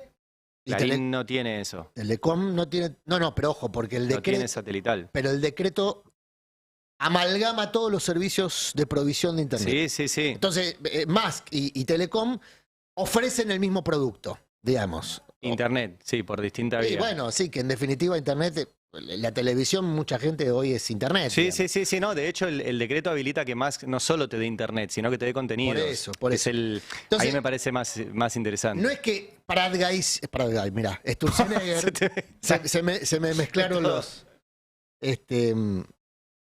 Sturzenegger se olvidó de un decreto. No. No se olvidó de un decreto. No. Dejó el decreto porque Clarín considera que con el sistema actual de regulaciones, más el contencioso administrativo y otros jueces más, penal y económico y compañía, va a mantener su posición de Porque poder. Además hay un tema ahí que es, a Clarín nunca se le pudo hacer competencia acá, primero porque está muy inserto en la cultura argentina, cosa que los medios que intentaron hacerle competencia a Clarín no tenían. Y segundo, por esto que vos decís, Clarín después tiene un poder sobre jueces, políticos, que no va a tener Elon Musk, que no lo compra solo la plata. Lo compran las tapas, lo compran los diarios, lo compra... Lo que decía Roberto, el miedo, el pavor que tienen en el Congreso. Mira, hoy la figura más relevante de la Cámara de Diputados es Miguel Ángel Pichetto. Aunque parezca mentira. Es el tipo al que todos siguen como el flautista de Hamelin a ver qué va a hacer Pichetto. Pichetto no representa, en términos electorales, nunca pudo ganar en su provincia, Pichetto. O sea, no tiene un éxito electoral en su historia, Pichetto. No. Hace 40 años que está en la Cámara de Diputados. O sea, es un tipo de palacio. Digamos, no te consigue votos ni para él, lo suficiente para estar ahí, pero es un tipo de palacio. ¿Y qué hicieron con Pichetto todo este tiempo? Los que mandan en la Argentina, el sistema de poder, lo fueron ubicando en lugares donde Pichetto pueda decidir cuestiones sensibles. Cuando fue en el Senado como jefe de bloque, ni más ni menos que del peronismo en el Senado, Después candidato a vicepresidente de Macri, era el garante del sistema de poder en una eventual reelección de Macri. Hoy lo tienen en diputados, o lo tuvieron en la Auditoría General de la Nación. Y ahora lo tienen ordenando ahí. No sé, está el periodismo yao yao y está la política yao yao. Digamos, ¿no? Que se juntan en un conciliábulo ahí a decidir. Y ahora, pensé que ocurre eso, ¿no? Que decías vos, Adrián, hace un rato, que el Congreso no lo trata, llega hasta marzo, entonces esto se dirime con la justicia lo disecciona, dice esto sí, esto no. Bueno, a partir de ahí el Congreso no existe más, entonces. Y es el riesgo. Si pasan todas estas leyes. Es el riesgo, sí. Esto es una reforma constitucional prácticamente, por la profundidad y la extensión. El Congreso queda pintado. Te agrego un detalle más. En un escenario así, difícilmente la actual conformación de los bloques permanezca como está, y probablemente lo que hoy es Unión por la Patria se parte en dos o en tres pedazos, el radicalismo se parte en dos, el PRO se parte en dos. Entonces pasás a tener un Congreso que no solamente hoy no sirve porque lo saltean por decreto, sino que queda paralizado por la fragmentación. Claro. Perú. ¿Cuántos gobernadores tiene el peronismo hoy? ¿8? No, un poco más, creo que son 12, sí. 12. El peronismo amplio. Hay 4 ya que están de acuerdo, aparentemente, ¿no? Hay 8 que firmaron el documento. Sí, pero no todos los que firmaron el documento después reconocen Unos que se fueron al baño, ¿no? ¿No? Entonces ahí pasa algo también, ¿no? Hay que ver. Porque digo, los partidos no se han roto en los hechos, pero por abajo sí, uno sabe que está roto eso. Sí, y esto es preocupante porque forma parte de un proceso de colapso de la política en tanto conductor de la voluntad popular, ¿no es cierto? Si uno puede votar a tal o cual candidato, pero las leyes las hacen las empresas. Si uno puede votar tal o cual conformación de la Cámara de Diputados, pero no tiene la capacidad de conformar mayorías. Entonces, eso lo que va haciendo es que la distancia entre la sociedad y la política, que ya hoy es amplísima y por eso terminamos con Milei de presidente, se siga ampliando. Y esto a mí me retrotrae algo que el propio Milei dijo muchísimas veces en las entrevistas, que es que él cree que el Estado es algo malo y que su rol es desarmar el Estado, es que el Estado deje de existir o deje de tener el poder que tiene. Y eso ya sabemos cómo termina. Eso termina con narcotráfico, eso termina con el Estado policíaco o el Estado militar como en El Salvador, digamos. Cuando la política deja de ser el instrumento que tiene la sociedad para modificar la vida en una dirección o en la otra, porque hoy pueden votar a uno, otro día pueden votar a otro, pero si ese voto después no tiene un efecto conducente, es decir, si no se modifican las situaciones objetivas de la vida de cada uno en función de cómo votó la mayoría, bueno, entonces la gente va a dejar de votar, va a empezar a decir, che, y a lo mejor hay que darle todo el poder a alguien para que nos solucione las cosas porque votando no nos sirve. Digo, todo esto nos lleva por una pendiente que otros países de la región ya han transitado. Y además, ¿qué pasa si la gente sigue saliendo a la calle y nadie toma ese guante? ¿No? Claro, me parece eso importante. Porque, o sea, la política no es solo la política institucional. En Argentina hay tradición de organización desde abajo hacia arriba que ha dado grandes frutos en el movimiento sindical, el movimiento de las organizaciones sociales, en el feminismo, en todos lados. Entonces, me parece que por ahí, a diferencia incluso, hasta ahí me animo a decirlo, de Brasil, para competirles, donde el pueblo no es un pueblo organizado como el nuestro. Lo que dice Roberto de la diferencia de la burguesía, es verdad, tiene una burguesía mucho más nacionalista que la nuestra, pero del otro lado del clivaje tenés al pueblo que no tiene la tradición de lucha que tiene el pueblo argentino. No quiero hacer futurología, pero me parece que en Argentina hay una base y un nivel de cuadros medios de un entramado mucho más fuerte y mucho más resistente. Yo creo una cosa, Roberto, nobleza obliga, no es que yo pronostico que el Congreso no lo va a tratar, digo que el estudio, ahora sí cito a los autores, Alejandro Bombecki y Javier Selaznik, que es un estudio que hicieron en el 2017, Poder de Decreto Presidencial y Comportamiento Legislativo en Argentina, el estudio dice que el 84% de los decretos no se trataron en el Congreso. No. O sea, se aprobaron por silencio. Es una tendencia del 83 hasta acá. Sí, eso Bien. incluye igual decretos que declaran duelo DNU. nacional. No, DNU, DNU. Este es un Solo decreto, DNU, solo DNU. este es un decreto El que estudio es elimina solo DNU. 300 leyes. No, Modifica Claro. o Es elimina especial, 300 yo- leyes. Yo no digo que no sea Es como especial. nos dijo Vanessa Siley el sábado, siempre hay una primera vez. Esto es lo más parecido al 55, Bueno. cuando por un decreto se deroga la Constitución de 49. Correcto. Yo Es lo dije, más parecido que hay. el 84 no es el 100, ¿no? El 80, hay un remanente que fueron tratados por el Congreso y hay Y un 8%, aprobados. y hay un 8% aprobados y un 6% rechazados. Hay algunos decretos que se rechazaron, no es que nunca se rechazó ninguno, y este es especial. Coincido en que Leámoslo en términos democráticos, ¿no? Durante los últimos años nos quedamos sin servicio de justicia, claramente. Ujú. ¿No? Hay persecución para el peronismo e impunidad para Juntos por el Cambio. Ahora nos vamos a quedar sin parlamento si sale esto. Sí, Entonces sí, lo que sí, en los tenés hechos es es a los eso. grandes empresarios argentinos con mascarón de proa de Milei y la policía. Y Bullrich manejándole la policía. Pero vos fíjate, miren lo que está pasando. La gente, ¿dónde se fue a manifestar naturalmente el día del decreto de la noche? El Al Congreso. Congreso. ¿Y dónde están armando la marcha la CGT y los Al Palacio. tribunales. al tribunal? Pero hace rato que perdió la Pero porque no se quieren, se quieren sacar el problema de encima, quieren llevárselo a los tribunales, que lo resuelva tribunales, no la política.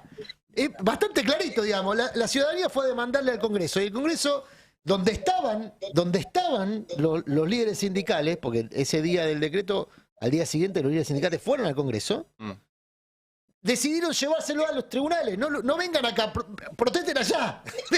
Pero reclámenle a los jueces. Y los jueces son lo que cuenta todos los días Ari. Los jueces son eso. Sí. O sea, no. Lo que pasa es Después que la hay, por CGT supuesto, la generalización es injusta. Uno pero cree que la CGT se debate porque no sabe cómo enfrentar esto. En realidad se debate de qué manera no enfrentarlo, digamos. Esa Sí, dirigencia que permitió la caída del salario que describía recién Ari, es la misma que hoy tiene que resolver sobre el futuro de la Argentina. Y uno los mira y dice, bueno, se van a hacer combativos. No, es mentira. No. Que se reunían a escondidas, otra cosa que publicamos, perdón la del autobombo, pero es que, yo coincido con lo que dice Roberto, nosotros decimos nuestra parte. Los medios no resuelven lo que la política después no resuelve. Nosotros mostramos que Nosotros Daesh- publicamos las visitas, Claro. 2 visitas de la CGT a escondidas a Olivos. a Olivos. A escondidas es que están en los registros y no las publicaban. Porque que la CGT se reúna con Macri estaba bien, digamos, tenía una Claro, razón pero institucional. hacer institucional. El tema es que no las mostraban. Y en el medio, Macri nos sacó 20 puntos de poder adquisitivo, 10 más durante el gobierno de Alberto. Y es esta gestión de la CGT, o sea, claramente no ha estado a la altura de la historia. Y siguen ahí, y van mañana a llevar una cautelar, que ya hay 3, y hoy va a haber Bueno, otras tantas, pero o sea... está bien, no- hay que ir, mañana hay que ir. Los sindicatos tienen que decir, en la justicia vamos a defender las leyes laborales, que hoy lo escuchaba recién a Carlos Tomada, que estuvo Carlitos, buenísimo el reportaje. De hecho, me estaba viniendo, me puse la remera de mi sindicato porque estaba escuchándolo a Carlos Tomada, que dijo algo que me pareció brillante, que es este decreto hace como que entonces todos somos iguales ante la ley, todos somos ciudadanos atomizados libres ante un Estado malo. Y borra el contenido de clase que tiene nuestra sociedad, que de un lado están los trabajadores, que somos más débiles que los patrones que están del otro, y eso fue toda la vida así. Incluso hay mucha diferencia de poder entre patrones, esto que estamos Yo diciendo. a lo que voy es que cuando nosotros le damos a los jueces el poder de ser los árbitros de la democracia, tampoco es democrático. No, pero hay que interpelarlos, y lo que hacen, Ari. y O lo sea, que hacen- justamente hay que ir a pero señalarlo. pará, lo que hacen los jueces justamente es tener causas para después negociar la propia. Por ejemplo, una típica maniobra judicial, no cerrar las causas. Entonces te la tienen abierta. La causa que más le preocupa a Mauricio Macri no son todas las que se cerraron, sino que es una que sigue abierta, que es la causa Correo Argentino. La causa Correo Argentino se inició en febrero del 2017. El próximo febrero cumple 7 años. Macri no fue ni siquiera llamado a indagatoria. Y el juez Ariel Lijo la mantiene abierta. ¿Por qué la mantiene abierta? Porque si se la cierra se queda sin capacidad de negociar.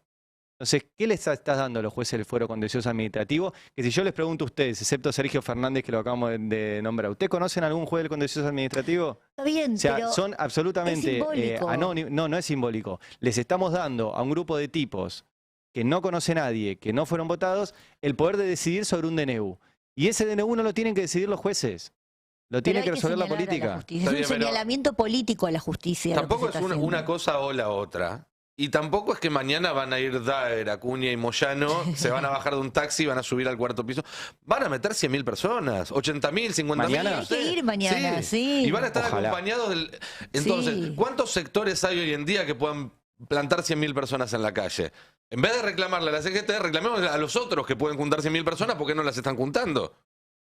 Digo, yo no soy fanático de la CGT, ni No, muchísimo menos, y lo pero he la criticado. CGT no es la Pero criticarlos cúpula. ahora, que son los mismos, pero que son los únicos Pero no que es la están cúpula. No, Nico, planteando una movilización Volvemos a la misma masiva. discusión de siempre. ¿Por qué no se pueden plantear las cosas ahora? ¿Cuándo Pero es que- el pero- momento no, de plantear no, no, las cosas? no. Porque si no, nunca Adri, es no el te momento. estoy diciendo que no se Porque puede estamos plantear. en elecciones. No, porque- no es que no se nunca puede puede plantear nada. no, Adri, esa chicana no, Adrián. Pero no es una No, chicana. porque siempre me pero venís con lo ¿cuándo se- mismo. Yo no estoy diciendo no se pueda plantear a la CGT algo que decimos todos los días en este pase. Lo que digo es, si mañana la CGT está poniendo 80.000 Claro. personas en la calle, En Una vez que tribunales. en la calle. En tribunales.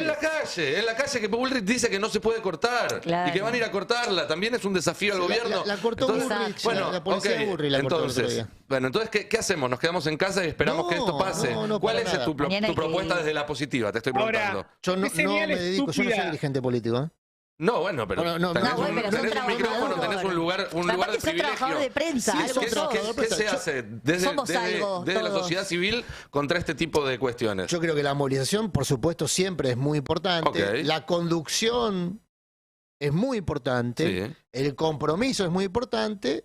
Y la representación es muy importante. Ajá. Todo es importante. Ahora, cada cual en su rol. Por supuesto. Yo vengo diciendo acá, no le podemos pedir a las personas que además lideren hoy, en este estado de cosas, su propia resistencia. Y sale la CGT y convoca una marcha. ¿Y los criticamos? Yo no estoy criticando a la CGT, yo estoy diciendo... Me pareció. No, estoy haciendo una evaluación política. La gente fue al Congreso, la CGT se lleva a la gente a tribunales, porque la decisión política del peronismo es que se discuta en tribunales, no que se discuta en el Congreso. Si es No, así, es la un decisión error. política es que ¿Cuántos se votos discuta en radicales todos da vuelta una lados. marcha de la CGT al Congreso? Bueno, está bien. No, a en ver. serio te pregunto. Porque a los que hay que convencer es a los radicales, ¿eh? No a los peronistas. Pero yo quiero decir una cosa, el peronismo, yo Ahora, con una si lo, fuente si lo que me dijo... arregla la justicia, lo va a diseccionar y simplemente le va a arreglar los problemas a los que Exactamente. tengan Sí. más poder de lobby. ¿eh? Pero Sí. me parece que hay que usar todas las canchas. No estamos para elegir canchas. Hay que tener No, todos los está bien, recursos bueno. toda la carne al asador y señalar a la En justicia este me punto- parece importante. Sí, pero igual lo señalamos. Yo qué sé, yo siempre cuento la anécdota de Eve. Nadie más contundente que Eve dijo esto hay que derrumbarlo y hacerlo de vuelta, no sirve más. Y no se hizo. Y ahora estamos dependiendo de Rosati. Porque en definitiva, al final No, del de camino. Lorenzetti, quedamos del lado de Lorenzetti nosotros. Bueno, peor. Hace rato. ¿eh? Peor. O sea, estamos dependiendo de. A Lorenzetti le tocaron el o de código, Rosati, el o de DNU le modifica su Rosenkrantz. código civil y comercial. Sí, por eso. Porque se Claro. menciona mucho a Vélez Arfiel, que fue el autor del anterior, que fue a libro cerrado, todo. Pero el autor, el compilador del actual Código Civil y Comercial fue Lorenzetti. Y Milei se lo modificó por DNU. Yo me imagino a Claro. Lorenzetti viendo eso y diciendo, che, esto no... Una cosa respecto a los jueces, anécdota. El candidato procurador del gobierno de Cunio Libanón se llama Lucini de apellido. Fue el, Sí. el camarista que. Perdón, el juez que instruyó la causa Cromañón y después ascendió a camarista de ese fuero. Tiene fama de cabrón, de soberbio, digamos, un tipo que de todas formas se le reconoce conocimiento del derecho penal. Bueno, lo cierto es que Lucini fue uno de los jueces que el lunes pasado, ante la primera demanda contra el protocolo de Bullrich, un habeas corpus, en realidad Un habeas corpus. era un habeas Rechazó corpus, un habeas corpus. lo rechazó. O sea, se congració con el gobierno que lo propone como procurador. Ese comportamiento, digamos, que es un comportamiento, en este caso, si querés, anecdótico, ¿no? Está naturalizado. Nadie en la política esperaba que Lucini actúe de otra manera. El tipo que es candidato a procurador del gobierno le hace un favor al gobierno. Está tan naturalizada esa situación, incluso entre nosotros. A mí yo cuando lo leí el otro dije, y bueno, sí, lógico, sí es no debería ser lógico, pero lo tenemos naturalizado. Y esto es una construcción que es transversal. No la inventó este gobierno, no la inventó Macri, es transversal. Esta idea de que hay jueces buenos cuando fallan a favor mío y jueces malos cuando fallan en contra. Por eso La insisto idea en de que la política va a manejar a los jueces es una idea equivocada que viene de hace tiempo. Por eso insisto en que no hay que darle a los jueces el poder de decisión sobre las cosas que tiene que resolver la política. Pero lo que está quedando, y volvemos al principio cuando abrimos el pase, es, por un lado, las corporaciones que se van a manejar con la Corte para diseccionar el fallo. Sí. Y por otro lado, la gente en la calle, sin mediación, sin representación. Es decir, Milei llega porque hay una crisis de representación política y esto ahonda la crisis de representación política. Porque si no hay nadie en la calle al frente de todo eso, lo que queda es la gente contra las corporaciones manejando la justicia. Por eso... Y esto va a terminar diseccionado de acuerdo a los intereses de las grandes corporaciones y la gente en la calle sin representación. Entonces, es peor todavía. Y te digo más, si llega a caer Milei, porque siempre es una posibilidad que un tipo que dobla a 300 kilómetros por hora en algún momento se la pegue, yo no sé si lo que viene después no es peor. Pero es lo que estábamos hablando hace un rato. Por eso justamente tiene hay que reconstruir la representación. Y en ese sentido, cuando la gente está saliendo a la calle, hay que ponerse al frente, que los políticos salgan a la calle, que vayan al Congreso y que aparezcan ahí representando a toda esa gente. Puede ser que todavía no estén saliendo los que lo votaron a Milei, que hay algo que se discute. Es factible, pero 44% que votó en contra es mucha gente. Mañana, por ejemplo, van a marchar, no solamente la CGT, van a marchar varias columnas de intendentes del conurbano bonaerense. Es algo de lo que se habló el otro día en la reunión en La Plata. Claro, es verdad. Digo, cuanto más gente haya en esa marcha, más allá de quién fue el que la convocó o el que ponga la cabeza, me parece que es una buena noticia. Total. Y después se hará otra al Congreso, porque el jueves hay una reunión del Confederal para decidir un paro general con movilización, que probablemente sea en enero o en febrero, pero en el medio también pueden jugar las organizaciones sociales, puede jugar el PJ. Mañana pueden va a ser una aparecer... linda foto. Olvidarse, digo, los políticos tienen que sacar de la cabeza de que este tipo asumió hace 10 días. Porque lo que hizo él, digo, hacerte perder un 15% de tu salario en un mes es lo que hizo Macri en 4 años. Y reformar, dar vuelta al país con un DNU, que es prácticamente como una reforma constitucional, se tarda años en hacer. Es decir, que si él hizo en 10 días lo que tarda años, bueno, vos tenés que salir ahora, tenés que reaccionar ahora. Muchos dicen, no, hay que esperar que la gente se desilusione. ¿Qué gente se desilusiona? El 44% que no lo votó, ya está. Esa es la gente que está sin representación. Si después se sumaron 5 o 6 más en estos 20 días, bueno, estás en el 50. Esa gente tiene que tener representación. Che, una noticia de ahora, se suspendió la reunión, hablando de la organización de la marcha de mañana, se iba a hacer una reunión entre la CGT y el Frente de Organización Se Lucha, donde están los que manifestaron Polo Obrero, y compañía, Beliboni. Se suspendió, no se conocen públicamente las razones, oficialmente, pero hay una disidencia respecto a si la marcha tiene que solo concentrarse en el Congreso o tiene que trasladarse. Perdón. En tribunales o tiene que trasladarse. La postura del Frente de Organizaciones en Lucha es que debiera marchar de tribunales al Congreso. Y la CGT aparentemente no quiere moverse de ese lugar y esa es la razón por la cual se está suspendiendo la reunión ahora. Ojo que son días ahora, ¿no? Digo, si el DNU no se trata y pasa a marzo, hay un montón de cosas que van a ser irreversibles. Y yo quiero ver qué va a pasar, porque va a haber medios de comunicación cuyos trabajadores van a hacer huelga, ¿no? Porque van a caer sus ingresos terriblemente. Porque Clarín estas cosas las aprovecha para explotar a su gente y por algo comanda DEPA y en general lo siguen todos. Y mejor no quiero dar nombres, ¿no?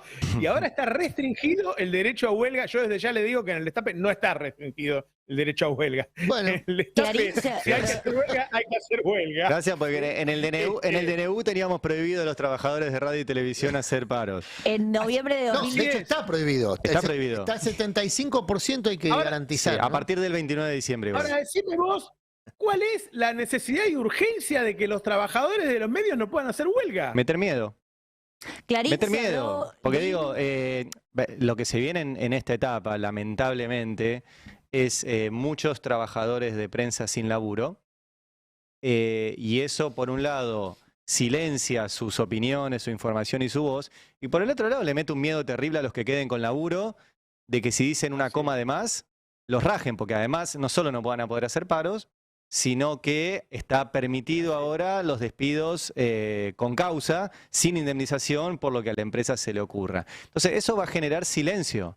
Esa es la necesidad y la urgencia, el estamos hablando silencio. de todo el deterioro democrático, la eliminación de la pauta nacional, sumado a esta restricción del derecho a huelga, lo que va a hacer es deteriorar todavía mucho más lo que es el periodismo en la Argentina. Bueno, recordemos que Clarín y La Nación tomaron la decisión política, no económica, de cerrar DIN, que era la agencia de noticias, diarios y noticias, que era la mayor agencia de noticias privada, y plata no le faltaba porque la sostenía Clarín y La Nación, por una decisión política, y la quiso reemplazar con la web de Clarín. Dijeron, no hace falta las agencias, ahora actualicémonos a través de Internet, como es el argumento que dio Patricia Bullrich el sábado en lo de Mirta Legrand, para justificar el cierre de Telam, mezclando los datos con Reuters, que después la propia Reuters tuvo que salir a desmentir una funcionaria argentina, la agencia francesa, que aparte no es la única, también está FP, hay un montón, están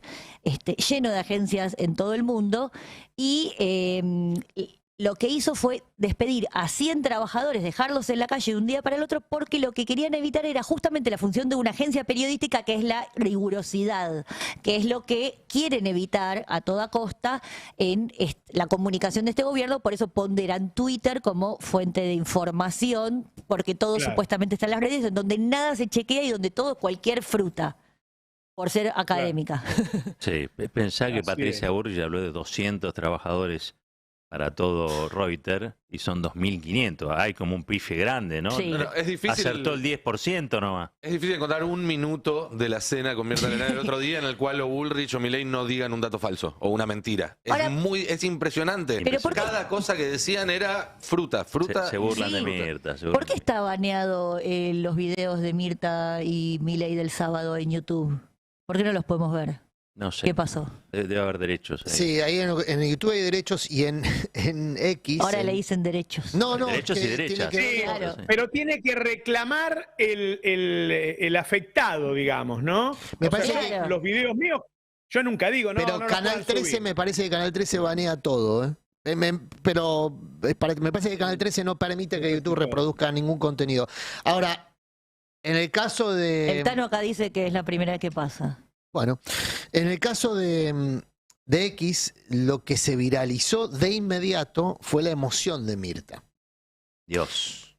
Eh, Claro, eso no lo banearon. porque Twitter o X, Banearon. como agencia de noticias, funciona en base a un algoritmo que se decide de manera nebulosa. ¿No? Sí. Se supone que es de manera aleatoria y tecnológica, pero entiendo que se puede Los sesgos. manipular el Sí, sesgo. claro. Bueno, se viralizó inmediatamente la emoción de Mirta, con un montón de bots que viralizaron ese momento. Bueno, ahí hay pericia en el laburo comunicacional por fuera de los medios tradicionales, que es algo que Roberto marcó mucho de la campaña en su momento de Milei, ese profesionalismo, digamos, de comunicar por medios no tradicionales. La emoción de Mirta es un hecho comunicacional muy relevante para Milei. Claro. Muy relevante. Claro. Que una señora que entra a la casa de los argentinos hace cuántos, 50 años, 55. 55 años, llore al aire frente a un presidente y el presidente que la consuela, es un hecho comunicacional muy relevante. Esto digo para volver al principio de la charla respecto a lo que hablábamos con Ari y lo que vos planteabas, Roberto, que es la gran, Bueno, y el tema del líder carismático. que es la gran ¿no? incógnita. O sea, son ¿Cuánto le dura? ¿Cuánto le dura? las grandes corporaciones con un líder carismático y la policía. Claro. Sí. Esa es una novedad distópica. ¿Cuánto le dura y cómo se desarma? Porque Sí. también Claro, sí. de la aparición o no de una representación política alternativa está la diferencia sobre si ese desarme de la popularidad de Milei puede canalizarse para volverse menos traumático. Volvemos al ejemplo de Inglaterra. Ya las instituciones tienen un caminito que te van mostrando para que se pueda sacar a alguien de manera institucional. Acá no está. Pero si hay... No, a ver, pero 2001 hubiera una sido cosa. hubiera habido mucho más muertos, hubiera sido mucho más terrible si no había un pacto entre Duhalde y Alfonsín. Ahí hubo un pacto político de mucha envergadura para tratar de reconducir un proceso que se estaba saliendo de cauce. Es verdad. Bueno, acá si no aparece algún tipo de proceso político que permita reencauzar todo esto, va a ser más largo, más violento y más duro todo ese proceso. A mí me preocupa muchísimo esa orfandad de representación política. El tema es la pericia con la que operen sobre la coyuntura. Hoy se está dando a conocer, creo que lo pasaste vos recién, Ari, también, un comunicado de supermercados que van a hacer un acuerdo de precios amables, de una reducción del 20% de los precios. Esto, Roberto, vos lo conocés muy bien. Subieron los precios todo lo que podían y ahora lo que están haciendo es promos, porque llegaron al límite de la posibilidad de venta. Entonces, lo que están haciendo es metiendo promos que están dentro de la ecuación económica. No es ningún favor, no hay ningún acuerdo, es una propuesta de los proveedores y los supermercados porque están estoqueados, porque lo tienen, porque son muchas veces productos precederos, lo tienen que vender. Pero es lo mismo que pasó con la carne. Subió un 80, bajó un 10 y te están diciendo está bajando la carne. Ahora, esto comunicacionalmente, ¿cómo lo van a presentar? Un gobierno activo que hace un acuerdo con el supermercado, que baja el 20%, alivio. No sé, tal vez me equivoco. La noticia es a la gente no le alcanza para comprar. Bueno, esa es la noticia. Lo están bajando porque a la gente no le alcanza para comprar. Pero eso no es novedad, porque eso le pasa hace 10 años. No pasa en el mismo grado que ahora, Bueno, Adrián. obviamente que hay graduaciones, Bueno, pero ¿por qué? en nuestro trabajo es complejizar esa graduación, Nico, porque si decimos que esto es lo mismo que hace 10 años, no es estamos al lo horno. mismo. No, pero no estás Igual yo creo que el cambio Para, lo estás simplificando vos. Yo no, vos no estás dije, diciendo que es lo mismo hace 10 Yo dije años. hace 10 años que no le alcanza, Nico. Si no, no hubiese perdido el ministro de Economía del último gobierno. Esa discusión se dio en la mesa de Navidad mía, donde yo decía, no, la inflación en diciembre fue peor, y todos me decían, no, pero ya en octubre no dábamos más. No sé si todo el mundo todavía fue al súper, encontró, le cambió tanto. A mí me parece que en enero, con la suba del transporte, y Claro, después ahí en es. febrero, con Obvio la que va suba a del ser gas y mucho la peor. Sin electricidad, duda que Diciendo que sin duda el que va a verano ser pasado mucho fue un verano récord y este verano va a ser récord en sentido negativo. Si estamos diciendo que la carne aumentó 50% de una semana a la otra, si estamos diciendo que la gente no compró sidra, que la gente no se va de vacaciones, entonces Se no vaciaron los restaurantes. Pero por supuesto, Se vaciaron los restaurantes. por supuesto que es mucho peor. Yo no estoy diciendo que por eso mi planteo no es esto es igual, no, por el contrario, es mucho peor. Lo que digo Es la que el aceleración de la colchón- inflación que ya teníamos y ahora se espiralizó de una Por eso manera. se piensa mucho en marzo, ¿no? Primero por el límite de él, que tenga que devaluar de nuevo. Y después porque ahí ya la gente va a estar saturada. Y hay muchos políticos que dicen, no nos adelantemos ahora, esperemos a marzo. Y ahí está el gran debate. Bueno, son las 11, vamos a terminar el pase y lo vamos a dejar a Nico y su equipo que sigan. Un abrazo a todos. Chau. Un país unido por la radio.